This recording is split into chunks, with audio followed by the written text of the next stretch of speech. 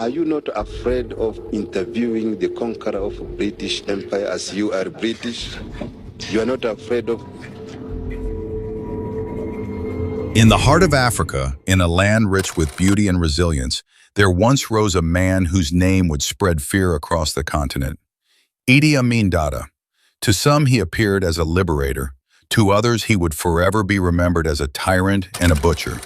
His story is not just about power, it is a tale of how ambition, brutality, and paranoia can tear apart a nation. Idi Amin was born in 1925 in Kiboko, a remote corner of Uganda's West Nile region. His childhood was marked by poverty, and he received little formal education.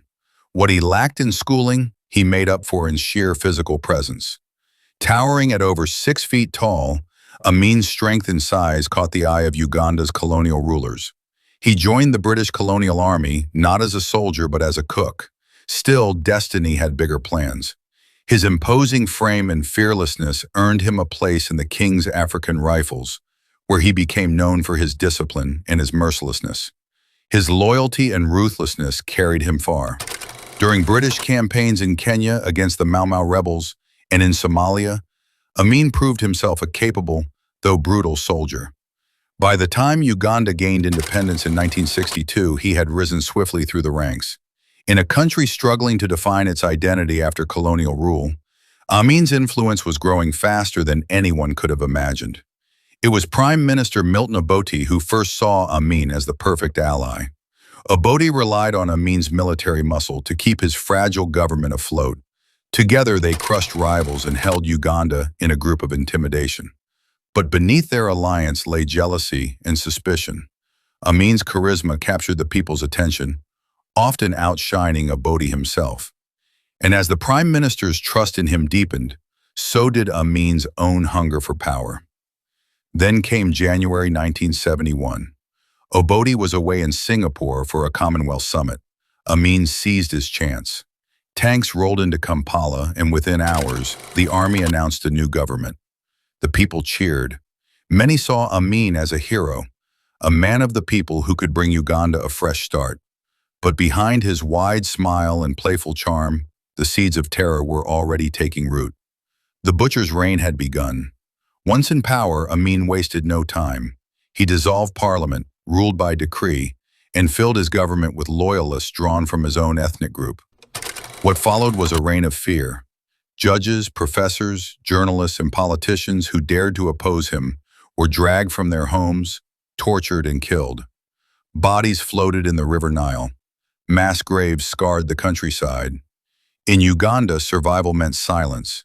Then came one of his most infamous decisions. In 1972, Amin declared that God had spoken to him in a dream, ordering him to expel Uganda's Asian community. Shops were abandoned, factories shut down. Families fled with nothing but the clothes on their backs. Amin had promised economic freedom. Instead, he delivered economic ruin. Inflation soared. Uganda's once thriving economy collapsed into chaos.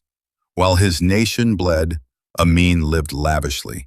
He relished the spotlight, parading himself as His Excellency, President for Life, Field Marshal Al-Haji Dr. Idi Amin Dada, VC, DSO, MC, conqueror of the British Empire.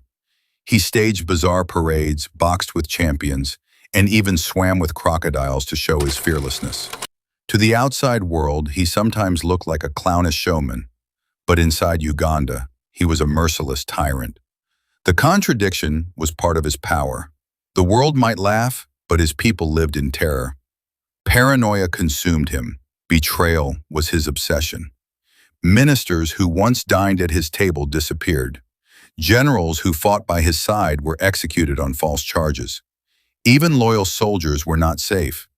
Entire sections of the army were purged. Fear spread like a shadow across the land. People whispered in markets, careful not to speak too loudly, because anyone could be an informant. By the mid-1970s, Uganda had become a police state. Trust had vanished. Suspicion ruled every corner. And then came the event that put Amin's brutality on the world stage, the Entebbe hostage crisis. In 1976, Palestinian militants hijacked an Air France plane and landed it in Uganda. Amin welcomed them, pretending to act as a mediator. But the truth soon emerged: he was colluding with the terrorists. The crisis ended in spectacular fashion when Israeli commandos stormed Entebbe airport in a daring raid, rescuing most of the hostages. The world applauded the rescue. Amin, humiliated, saw his image as the untouchable strongman begin to crack. By 1978, Uganda was collapsing. The economy was in ruins, and Amin's regime was weaker than ever. Desperate to distract from his failures, he invaded neighboring Tanzania, but this gamble would destroy him. The Tanzanian army, joined by Ugandan exiles, fought back with overwhelming force. Village by village, they pushed Amin's troops into retreat. In April 1979, Tanzanian tanks rolled into Kampala. Idi Amin fled under cover of darkness. His 8 years of terror had come to an end. Amin first fled to Libya under the protection of Muammar Gaddafi before finally settling in Saudi Arabia. There he lived in quiet luxury, far from the land he had broken. He never faced trial. He never apologized. Historians estimate that during his reign, up to 300,000 Ugandans were killed. In 2003, Idi Amin Dada died in exile. To his last breath, he insisted he had been loved by his people, that he had done no wrong. But the world remembers differently. His story is not just Uganda's tragedy. It is a warning of how unchecked ambition, cloaked in charisma and strength, can grow into tyranny. And though he died in comfort, history does not remember Idi Amin as a hero. It remembers him for what he truly was, the butcher of Uganda. If you like to learn more about compelling historical events, feel free to subscribe to the channel for more videos like this. Like the video and comment on which part is mind-blowing. See you next time.